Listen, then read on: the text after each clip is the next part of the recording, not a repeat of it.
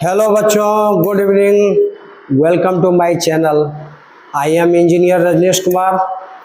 आज मैं क्लास 12 में जो बच्चे 11 में हैं, 12 में हैं, तो हम लोग पढ़ते आ रहे हैं बेसिक मैथमेटिक्स, जिसमें ग्राफिकल फंक्शन हम लोग पढ़ रहे हैं। और ग्राफिकल फंक्शन में पीस वाइज फंक्शन, जिसमें हम पिछले वीडियो में पढ़ चुके हैं, मॉडुलस का ग्राफ ड्रॉ किए हैं, और मॉडुलस का मैथमेटिकली तो कब का पढ़ चुके हैं, और सिग्नम फंक्शन पढ़ चुके हैं पीस वाइज फंक्शन में। और जिनको भी लेक्चर पूरा समझना है वो बेसिक मैथ्स का लेक्चर 1, 2, 3 सब समझेंगे, ठीक है। तो आज हम लोग एक अच्छा टॉपिक पढ़ने जा रहे हैं कि जो कि कैलकुलस में बहुत इसका इस्तेमाल है क्लास 12 में। और ऐसे तो बड़े बड़े क्वेश्चन बनाते हैं तो हर जगह यूज होता है, क्लास 11 में भी, 12 में भी, लेकिन ये स्पेशली कैलकुलस में बहुत इसका इस्तेमाल है, जिसका नाम है greatest integer function. Greatest integer function, इसका use continuity, differentiability, function, application of derivative, integration में होता है। तो अगर आप ये नहीं जानेंगे तो आपको एनसीईआरटी में भी दिक्कत होगा, आर.एस. अग्रवाल के क्वेश्चन में भी दिक्कत होगा, उससे बड़े क्वेश्चन में तो दिक्कत होगा ही, ठीक है। तो आज हम लोग जो पढ़ने जा रहे हैं वो एक टॉपिक क्या पढ़ने जा रहे हैं, ग्रेटेस्ट इंटीजर फंक्शन पढ़ने जा रहे हैं। ग्रेटेस्ट इंटीजर फंक्शन, इस पूरा टॉपिक को आज हम लोग समझेंगे, पूरा फुल टॉपिक आज हम लोग पढ़ेंगे ग्रेटेस्ट इंटीजर फंक्शन, ठीक है। सबसे पहले ग्रेटेस्ट इंटीजर का क्या सिंबल होता है ये हम लोग समझें। सिंबल जो ग्रेटेस्ट इंटीजर का है वो ये स्क्वायर ब्रैकेट टाइप का होता है, कभी ये ब्रैकेट भी कहलाता है, लेकिन यहाँ पर ये सिंबल है ग्रेटेस्ट इंटीजर फंक्शन का। बेसिकली ग्रेटेस्ट इंटीजर फंक्शन का दो कॉन्सेप्ट है। क्या दो कॉन्सेप्ट है ये हम लोग समझें। फर्स्ट कॉन्सेप्ट इसका है, कॉन्सेप्ट नंबर 1, अगर किसी भी इंटीजर का, अब देखिए नंबर सिस्टम हम क्यों पढ़ाएं बताइए। आप इंटीजर के बारे में नहीं जान रहे हैं तो क्या पढ़िएगा मैथ्स। इंटीजर, ग्रेटेस्ट इंटीजर का, अगर इंटीजर का ग्रेटेस्ट इंटीजर निकालेंगे तो वो इंटीजर ही आएगा। ये कॉन्सेप्ट है इसका, इंटीजर का ग्रेटेस्ट इंटीजर। और दूसरा कॉन्सेप्ट हमारे पास है, जो इसका डिफिनीशन है, समझिए उसको, हम कॉन्सेप्ट में आपको बता रहे हैं, इजीली समझिएगा आप। और दूसरा है कि अगर कोई नंबर ग्रेटेस्ट इंटीजर के अंडर में फ्रैक्शन में है, क्या चीज़ में है, फ्रैक्शन में या डेसिमल में है, तो ये बाहर निकलेगा तो क्या देगा, ये अपने से स्मॉलेस्ट जितना रहेगा उससे स्मॉलेस्ट एंड नियरेस्ट इंटीजर को देता है। स्मॉलेस्ट एंड नियरेस्ट इंटीजर को देता है। फ्रैक्शन या डेसिमल रहेगा तो वो अपने से स्मॉलेस्ट और नियरेस्ट इंटीजर को देगा। ये इसका दो बेसिक कॉन्सेप्ट है। अब थोड़ा सा इसका एग्जाम्पल देख लेंगे तो और अच्छे से हम लोग को समझ में आएगा बात। एग्जाम्पल देखें, सबसे पहले 0 का ग्रेटेस्ट इंटीजर 0 ही होगा, 1 का 1, -2 का -2 ही होगा, -8 का -8 ही होगा। किसी भी इंटीजर का पॉजिटिव हो या निगेटिव हो, 12 का 12 भी होगा, हैं, -6 का -6 होगा। तो समझ गए, किसी भी इंटीजर का ग्रेटेस्ट इंटीजर वही होता है। लेकिन अगर आपको डेसिमल में ग्रेटेस्ट इंटीजर ऑफ मान लिया जाए 0.5, तो अब बताइए 0.5 का ग्रेटेस्ट इंटीजर क्या होगा। तो 0.5 किस दो इंटीजर के बीच में है बताइए। 0.5 किस दो इंटीजर के बीच में भाई, 0 और 1 के बीच में है, 0.5 लाइज बिटवीन 0 एंड 1। तो 0 छोटा है कि 1 छोटा है? ऑब्वियसली 0 छोटा है, तो 0 और 0.5 है, तो इसका ग्रेटेस्ट इंटीजर 0 देगा। आप ये वाला चीज़ को समझ चुके हैं कि डेसिमल में है तो अपने से स्मॉलेस्ट एंड नियरेस्ट इंटीजर देगा। तो स्मॉलेस्ट 0.5 लाइज बिटवीन 0 एंड 1, और 0 और 1 में 0 छोटा है तो 0 लेंगे, और नियरेस्ट भी है क्योंकि -1 जाएगा तो ज़्यादा दूर हो जाएगा, तो नियरेस्ट 1.2 का 1 और 2 के बीच में लाई करता है 1 होगा, 5.8 का 5 होगा, 6.99 का 6 ही होगा। भैया 6 और 7 के बीच में है तो 6 ही होगा। अब -0 अगर 1 है तो क्या होगा भाई, निगेटिव वाला भी देखेंगे। -0.1 किस दो इंटीजर के बीच में है बताइए? -0.1 जो है ये -1 और 0 के बीच में है कि नहीं बताइए? और -0.1 अगर -1 और 0 के बीच में है तो -1 छोटा है, और हमको क्या लेना है? स्मॉलेस्ट और नियरेस्ट इंटीजर। तो 0.1 0 और -1 के बीच में, -1 छोटा है तो -1 होगा इसका ग्रेटेस्ट इंटीजर। -1.2 का क्या होगा आप लोग बताइए, जल्दी से सोचिए। -1.2 किस दो इंटीजर के बीच में है? -1 और -2 के बीच में है। तो -1 और -2 में छोटा कौन है? -2 है, तो हम लोग -2 लेंगे। हैं? -8.9 का -9 होगा।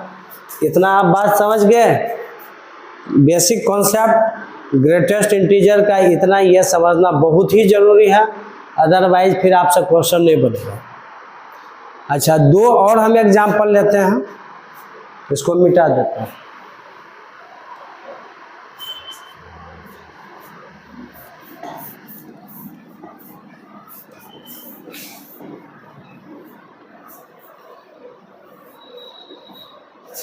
लंबा टॉपिक है ये। अब 2 देखिए, जो कि ज़्यादा ये कंटिन्यूटी में मिलना शुरू हो जाता है। n + h का ग्रेटेस्ट इंटीजर क्या होगा, और n - h का ग्रेटेस्ट इंटीजर क्या होगा? आपको बिलीव नहीं होगा, RS अग्रवाल में, NCERT में ये आपको फंक्शन में भी मिलेगा, कंटिन्यूटी में मिलेगा, डिफरेंशियबिलिटी में मिलेगा, आपको क्या मिल सकता है, इंटीग्रेशन में मिलेगा। बहुत सारे जगहों पर इसका इस्तेमाल कैलकुलस में है, इसलिए हम लोग जानेंगे। तो n + h, n कोई इंटीजर है, n मान लो, मन में सोच लो कोई इंटीजर है, और h जो है very very small positive number कोई भी।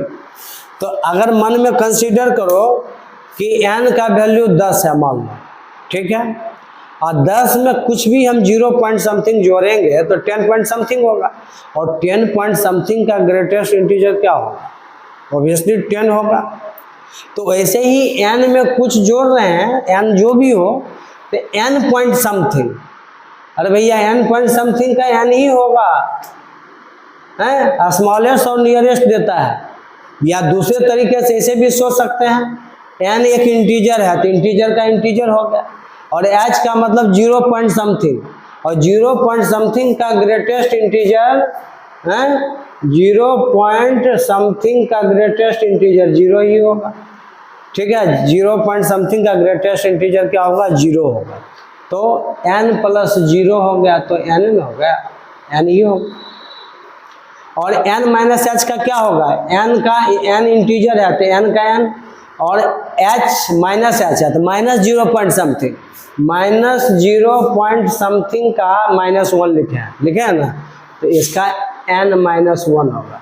और ये दोनों इतना ज़्यादा इम्पोर्टेंट है कि हम बता नहीं सकते हैं भाई कितना ये इम्पोर्टेंट है, बच्चे फंसते हैं इसमें, ठीक है।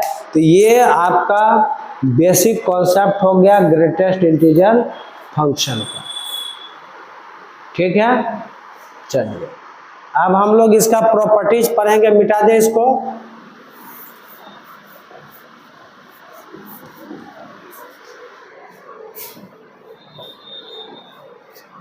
अब हम लोग पढ़ने जा रहे हैं प्रॉपर्टीज ऑफ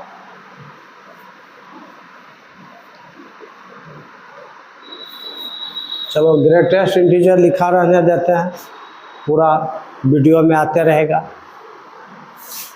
अब हम लोग क्या पढ़ रहे हैं, properties of greatest integer function. देख रहे हो सारे फंक्शन ही हैं, तो ग्रेटेस्ट इंटीजर का क्या क्या प्रॉपर्टीज है वो हम लोग जरा देखेंगे। पहला प्रॉपर्टीज हम लोग जान लेंगे, if greatest integer of x equal to I है, और आई कोई इंटीजर, आई क्या है, आई मतलब integer, greatest integer of x equal to I, then x क्या होगा, x equal to what, x आपसे पूछ रहा है। बहुत ही अच्छा क्वेश्चन है भाई ये, इसी से ग्राफ भी बनता है। आप क्या करो, एक नंबर लाइन बना लो, और ये इतना इक्वल टू आई है, मतलब कोई इंटीजर है तो आई को यहाँ ले लो, आई से ज़्यादा एक इंटीजर हम ले लेंगे आई प्लस वन, और आई के पीछे हम लोग आई माइनस वन ले सकते हैं। आई कोई इंटीजर है तो आई का अगला इंटीजर क्या होगा, आई प्लस वन, इसका अगला क्या होगा, आई प्लस टू, इसके पीछे क्या होगा, आई माइनस वन, इसके पीछे क्या होगा, आई माइनस टू। ऐसे ही माइनस इन्फिनिटी है प्लस इन्फिनिटी। एक्स का तुम कोई भी वैल्यू, सॉल्यूशन किसको बोलते हैं, जो इक्वेशन को सेटिस्फाइड करता है। एक्स का वो वैल्यू जो इस इक्वेशन को सेटिस्फाइड करेगा वही क्या कहलाएगा, सॉल्यूशन ऑफ द इक्वेशन।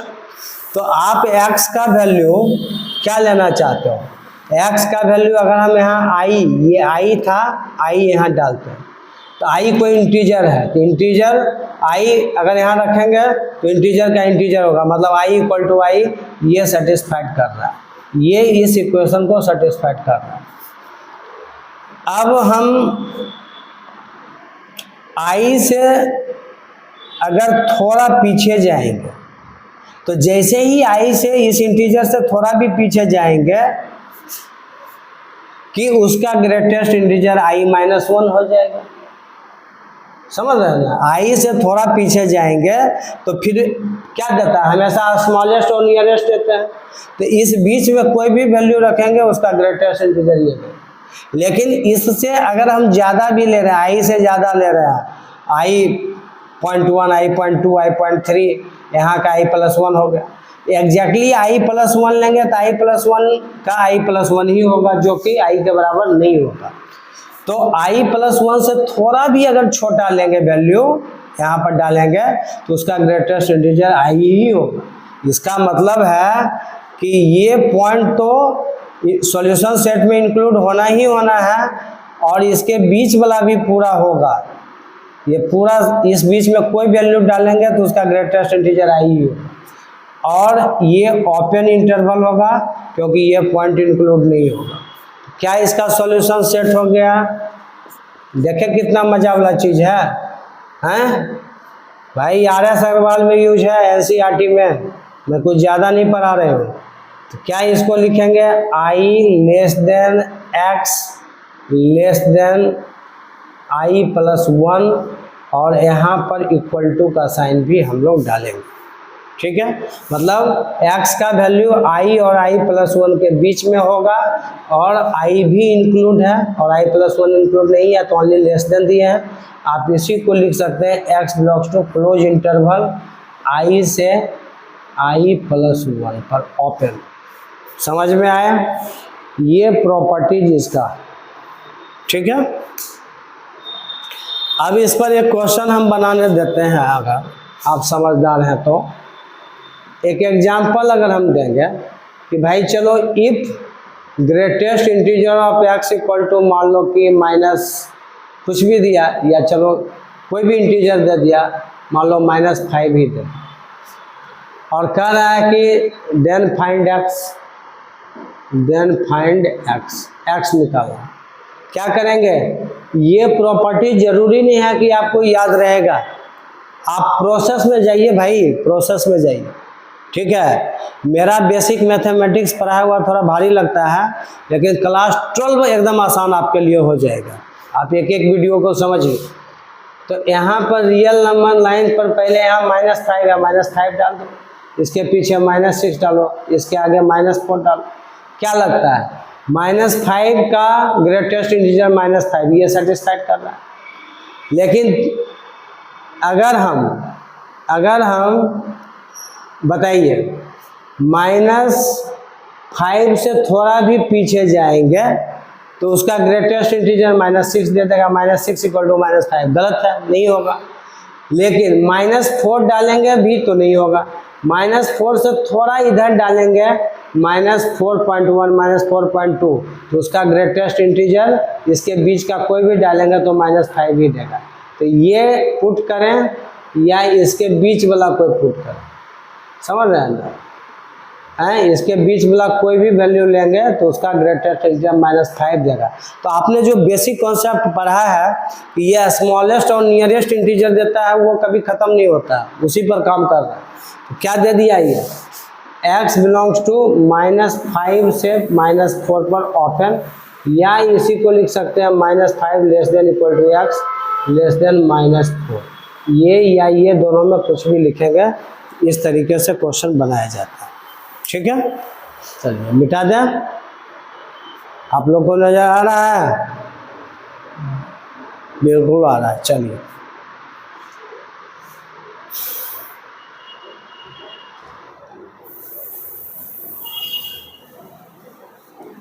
अब प्रॉपर्टीज में हम लोग फिर नेक्स्ट प्रॉपर्टीज अभी पढ़ने वाले हैं।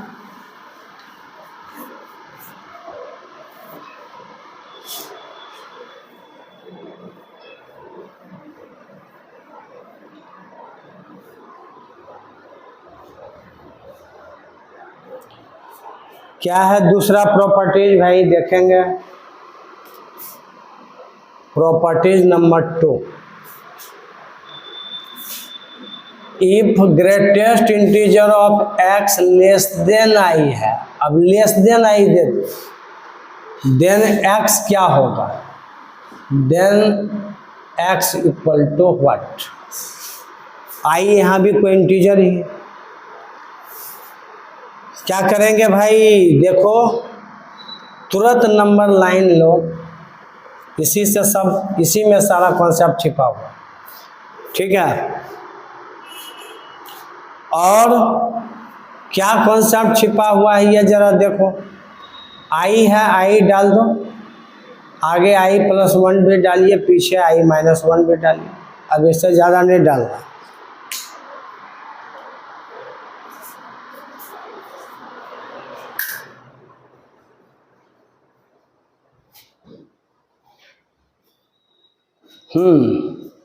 तो अब देखेंगे ये इसमें से कौन सा वैल्यू इसको सेटिस्फाइड करता है, ये हम लोग को देखना है। तो जो वैल्यू i डालेंगे, i लेस देन i नहीं सेटिस्फाइड करेगा, क्योंकि i का ग्रेटेस्ट इंटीजर i ही होता है। अगर i से हम लोग ग्रेटर डालते हैं तो फिर i ही होगा। जब i he less than i नहीं हो रहा है, इसके आगे वाला लेंगे फिर भी यही होगा, मतलब इसके पीछे तो आने रहा है, पीछे जाना है। i से थोड़ा भी पीछे जाएंगे तो उसका ग्रेटेस्ट इंटीजर i-1 होगा, और i-1 लेस देन i बिल्कुल सही है। इसका मतलब i इसमें इंक्लूड नहीं हो पाएगा, लेकिन इसके पीछे वाला जितना भी वैल्यू है, नॉट ओनली i-1, इसके पीछे भी जितना भी वैल्यू होगा वो सब इसके इधर वाला सब इसको सेटिस्फाइड करेगा, सब -∞ तक। ये लेकिन नहीं होगा, इसके पीछे वाला कोई भी डालोगे तो इस इक्वेशन को सेटिस्फाइड करेगा, ठीक है। समझे कि नहीं समझे हैं? तो क्या हो गया इसका solution set? x belongs to -∞ से i पर ओपन इंटरवल, या इसी को चुपचाप लिख सकते हो x लेस देन i। मतलब जो क्वेश्चन था उसका आंसर भी यही आ रहा है। समझ में आ रहा है कि नहीं आ रहा है? बोलिए। अगर हमको कोई क्वेश्चन बनाने दे दे, सॉल्व करने दे देगा कि चलो जी greatest integer of x less than मान लो कि 2 है, बोलेगा बताइए एक्स क्या होगा, तो एक्स क्या होगा, अगर इसको देखते हुए बनाए हैं 2 डालेंगे, 2 लेस देन 2 गलत है, 2 से थोड़ा भी लेस वैल्यू डालेंगे तो इसको इस इक्वेशन को सेटिस्फाइड करने लगेगा। ऐसे बनाने का सबसे अच्छा तरीका है 2 3 1 यहाँ डालो, प्लस इन्फिनेटिव है माइनस इन्फिनेटिव है, तो आप 2 नहीं सेटिस्फाइड करेगा, 2 लेस देन 2 गलत है, लेकिन 2 से लेस कोई भी वैल्यू लेंगे इसके इधर तो ये सब इस इक्वेशन को सेटिस्फाइड करेगा। तो x belongs to minus infinitive से 2 पर ओपन, या इसको हम x लेस देन 2 भी लिख सकते हैं। ठीक है, तो जैसा थ्योरी वैसा क्वेश्चन, समझ में आया नहीं आया? चलिए मिटा दें।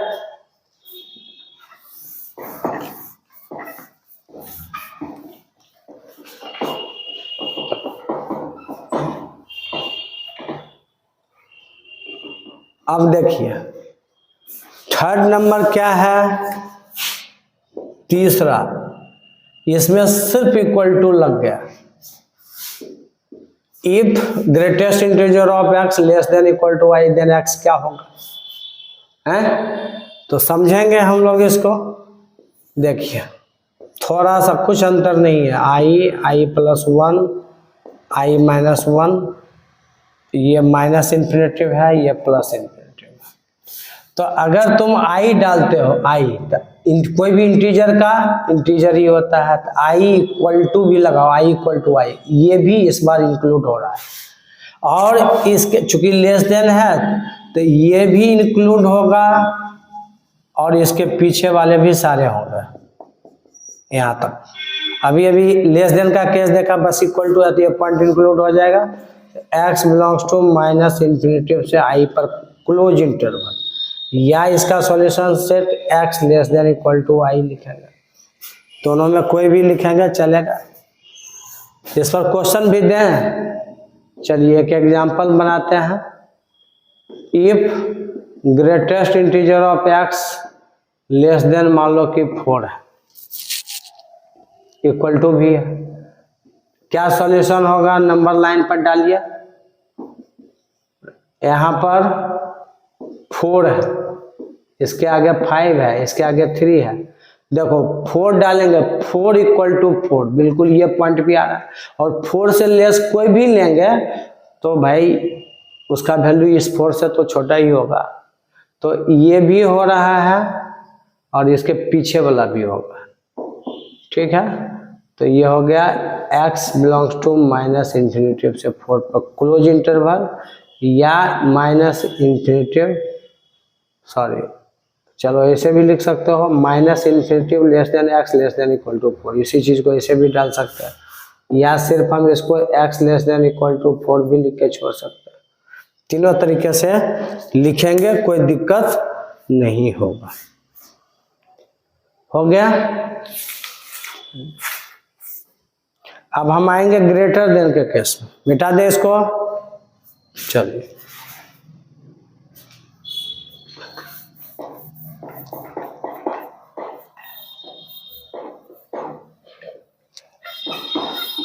हम लोग पढ़ रहे हैं greatest integer function. So this topic is the very important for calculus.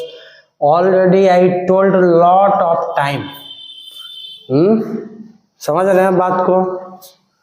ठीक है, चल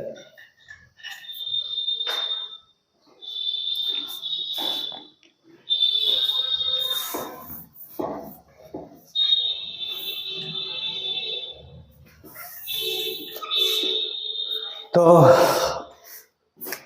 अब कौन सा प्रॉपर्टीज होने जा रहा है? हम लोग कितना 3 पढ़ चुके हैं।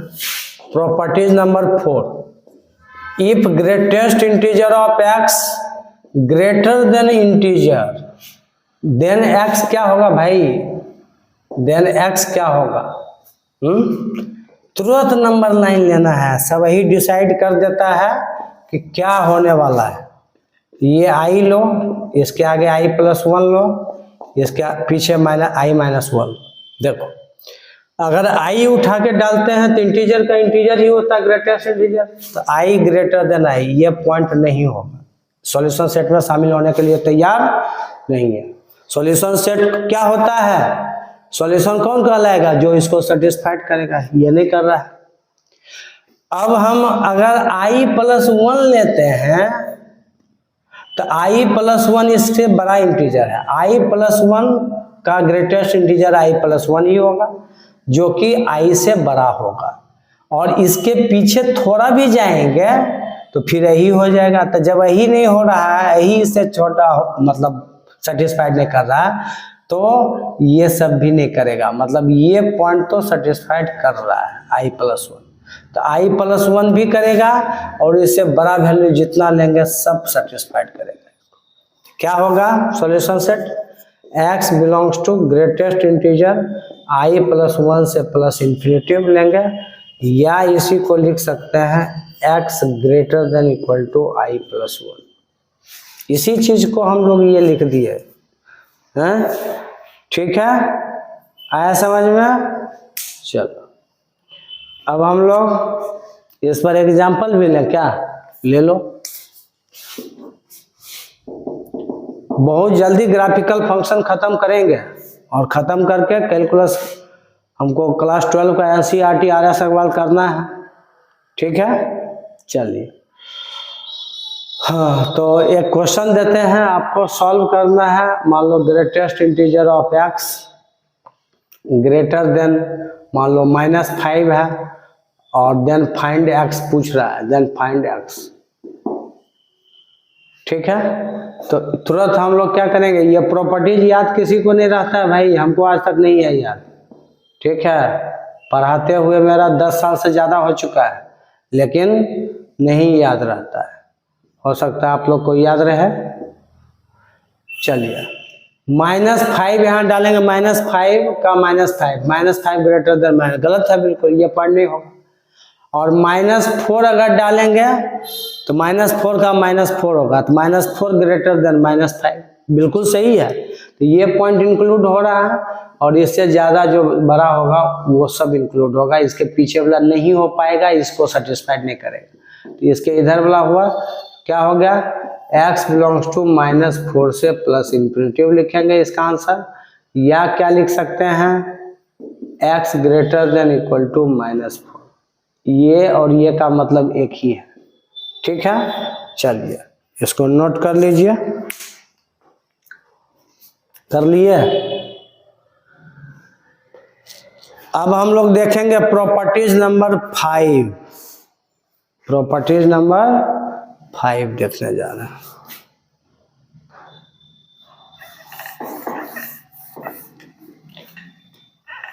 लेकिन उसमें ज्यादा चेंज नहीं है, देखो 4, 5 में क्या है। यहाँ पर 5वां जो प्रॉपर्टीज आपका है 5 नंबर,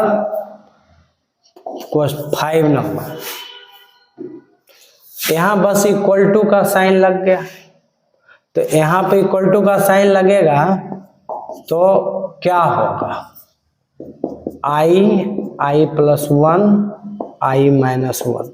अब देखो जब i इसमें डालेंगे तो i great equal to i, मतलब ये पॉइंट इंक्लूड होने के लिए तैयार, उसमें नहीं हुआ था। और जब यही हो रहा है तो इससे पीछे वाला तो i-1 होगा, जो i से बड़ा नहीं होगा, लेकिन इसके आगे वाला अगर यहाँ तक लेते हैं तो यही होगा, जो कि इक्वल टू होने की वजह से ये पॉइंट हो गया।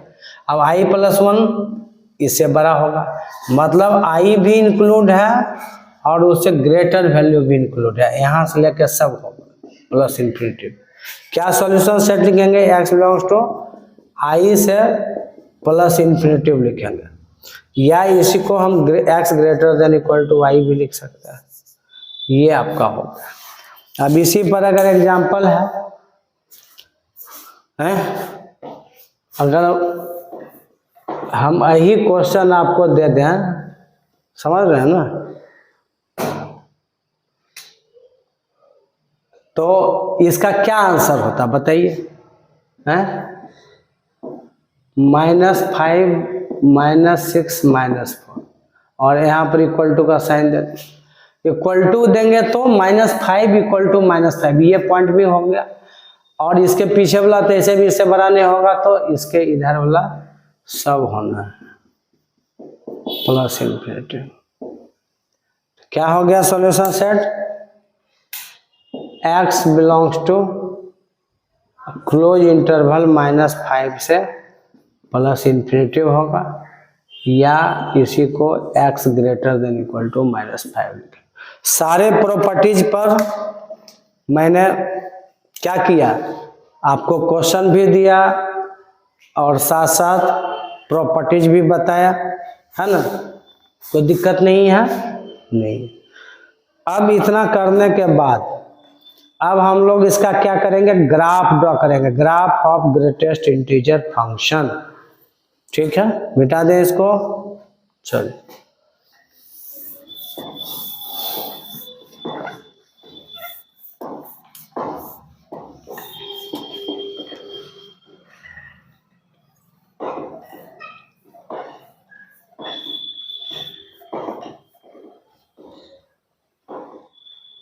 चलिए इसको मिटा देते हैं, थोड़ा जगह की जरूरत होगी। चलिए, क्या टॉपिक है? Graph of greatest. देखिए, ग्रेटेस्ट इंटीजर फंक्शन का थोड़ा सा मैंने मैथमेटिकली भी पढ़ा और ग्राफ भी ड्रॉ कर रहे हैं, और जितना मैथमेटिकली पढ़े हैं ये आपको कैलकुलस में बार बार बोल रहे हैं कि ज़रूरत है। Continuity, differentiability, function and integration में ये सब का बड़ा ज़रूरत है। इवन एप्लीकेशन ऑफ डेरिवेटिव में भी इसकी ज़रूरत है। ठीक है, चलिए एनसीईआरटी बनाओ, आरएसआर बनाओ, सब में है। तो ग्राफ हम लोग ड्रॉ करेंगे। इसके लिए y equal to greatest integer of x का हम लोग ग्राफ ड्रॉ करेंगे। ये क्या है? Greatest integer function.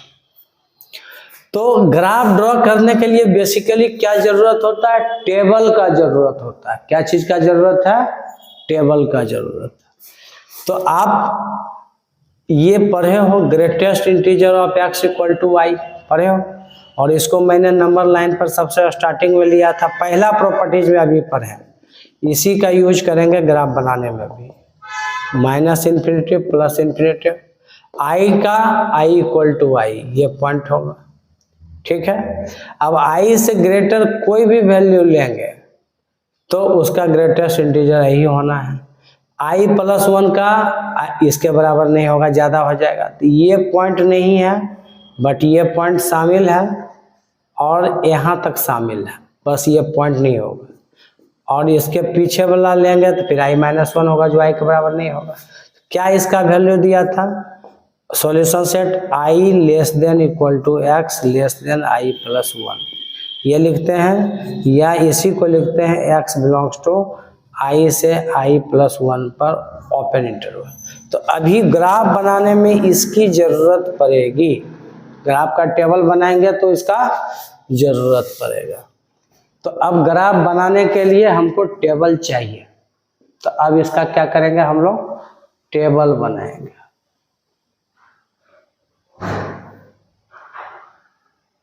ठीक है, चलिए टेबल बनाते हैं। इसमें x का वैल्यू है, इसमें ग्रेटेस्ट इंटीजर ऑफ x का वैल्यू है, दैट इज द y का वैल्यू है। तो अब x का वैल्यू इसी के अकॉर्डिंग लेना है। देखो i से i प्लस 1 है, क्या टेबल में वैल्यू लेना है, ये भी बहुत इंपॉर्टेंट है। ठीक है, तो चलिए 0 से शुरू करते हैं, तो 0 प्लस 1 1 तक लेंगे और यहाँ इक्वल टू का साइन लगाना। x का वैल्यू जब हम 0 से 1 लेते हैं, बताओ 0 से 1 के बीच कोई भी वैल्यू यहाँ पर x के जगह पर डालोगे तो उसका क्या काम है? ग्रेटेस्ट इंटीजर का, वो अपने से स्मॉलेस्ट और नियरेस्ट इंटीजर को देता है। तो जब x का वैल्यू हम 0 से 1 के बीच में डालेंगे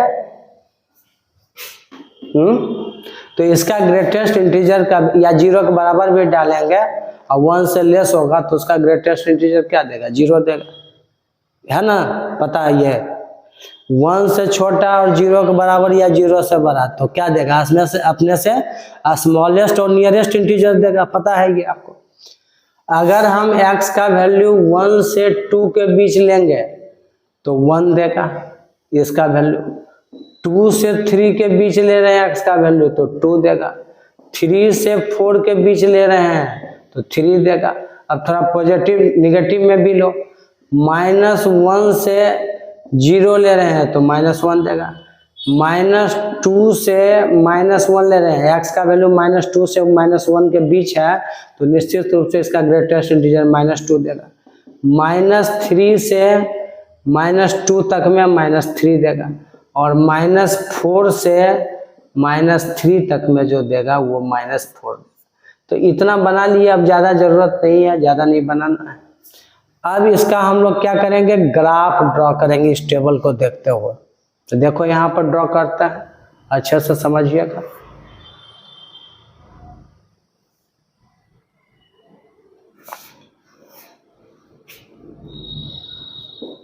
x है, x डैश है, y है और y डैश। ठीक है, कोई दिक्कत नहीं है। हम लोग ग्राफ ड्रॉ करने जा रहे हैं। ठीक है, चलिए देखिए, यहाँ पर ये ओरिजिन है 0 0,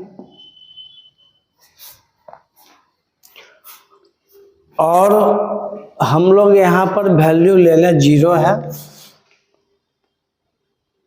1 2 3 4, बस इससे ज़्यादा नहीं लेना है। ऐसे लेते रह सकते हैं, कोई दिक्कत नहीं है। -3 -4, ऊपर भी 1 2 3 4, नीचे -1 -2 -3 एंड -4। चलिए एक अंदाज से हम लोग वैल्यू इसके अकॉर्डिंग 4 तक सब जगह ले लिए। Negative x positive x, positive y negative y, सबके ऊपर मैंने वैल्यू ले लिया। देखो जब x का वैल्यू 0 से 1 के बीच में है तो y का वैल्यू 0 है। जब x का वैल्यू 0 से 1 के बीच में है, देखो 0 से 1 के बीच में है तो y = 0 है। y = 0 का ग्राफ क्या होता है, पूरा x एक्सिस ही होता है भाई। ये पूरा x एक्सिस y = 0 का ग्राफ है, और हमको ये y = 0 का ही ग्राफ ड्रॉ करना है। तो x एक्सिस ही y = 0 का ग्राफ हो गया, लेकिन कंडीशन लगा दिया है कि हमको जो x का वैल्यू लेना है वो 0 से 1 के ही बीच में y = 0 ड्रॉ करना है। ऐसे तो y = 0 पूरा x एक्सिस ही होता है, लेकिन हमको सिर्फ इस बीच में चाहिए, 0 और 1 के बीच में चाहिए। 0 पर क्लोज इंटरवल है, देखो है ना, और 1 पर ओपन है, 1 पर ओपन। तो ये y = 0 का ग्राफ हो गया जब x का वैल्यू 0 से 1 के बीच में आया समझ में, और 0 पर इक्वल टू है तो वो 0 भी इंक्लूड होगा। जब x का वैल्यू 1 से 2 के बीच में है तब y = 1 आ रहा है, y = 1 का ग्राफ। तो जहां y = 1 मिलेगा ये वहीं पर ये ग्राफ हो गया y = 1 का। ऐसे हॉरिजॉन्टल तो लाइन हो गया x एक्सिस के पैरेलल, लेकिन 1 से 2 के बीच में चाहिए तो 1 के सामने जाइए और इधर 2 के सामने जाइए, तो 1 से 2 के बीच में ये आपका ग्राफ बन गया, जिसमें 1 पर वो क्लोज इंटरवल बता रहा है। तो इसको हम लोग 1 पर क्या करेंगे, यहाँ पर क्लोज और 2 पर ओपन। ठीक है, जब x का वैल्यू 2 से 3 के बीच में है तो y का वैल्यू 2 है। देखो y का वैल्यू 2 यहाँ पर मिला, और 2 3 के बीच में हमको ग्राफ ड्रॉ करना y = 2 का। यही तो ग्राफ y = 2 का है भाई, किसके बीच, 2 3 के बीच में। लेकिन 2 पर वहां पर क्या है, क्लोज इंटरवल है, और यहाँ पर क्या है, ओपन है। जब x का वैल्यू 3 से 4 के बीच लेंगे, क्या लेंगे, 3 से 4 के बीच में लेंगे, तो इसके सामने जाइए और ऊपर जाइए और 3 से आइए, यहाँ पर क्लोज होगा और यहाँ पर ओपन होगा। समझ रहे हैं बात को? हैं 3 से 4 के बीच में y इक्वल टू 3, ये बाबू y इक्वल टू 3 का ही ग्राफ है 3 से 4 के बीच में। ये y इक्वल टू 2 का ग्राफ है, y इक्वल टू 1 का ग्राफ है, y इक्वल टू 0 का ग्राफ है, लेकिन सारे एक्स एक्सिस के पैरेलल है, लेकिन कंडीशन लगा हुआ किस बीच में लेना है। समझ में आ गया? अब थोड़ा निगेटिव की तरफ चले, वैसे उधर चलते रहेगा, खत्म कभी होगा ही नहीं। जब x का वैल्यू -1 से 0 के बीच होगा, x का वैल्यू जब -1 से 0 के बीच में है तो y का वैल्यू -1 है, y का वैल्यू -1 कहाँ है? यहाँ पर। तो यही ग्राफ तो y इक्वल टू -1 का है, लेकिन कहाँ तक लेना है? -1 पर क्लोज इंटरवल है,